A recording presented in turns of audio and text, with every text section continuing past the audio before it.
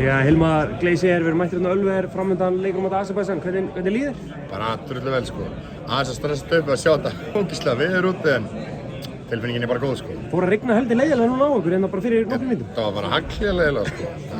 Galið veður sko. Íslandi búið að vera voða skrítið í dag. Það er sólrigning, núna haglega.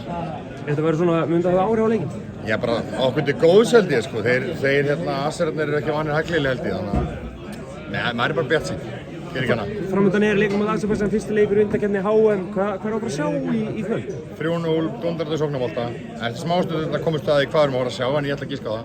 Vonandi Arnar sé ekki að vera að sýna mér eitthvað annað. Ertu með markaskorur á það? Já, Brynjólfur Andersen kemur inn á í lokinu og skorar þriðja. Hákon skorar fyrsta og ég var búinn að segja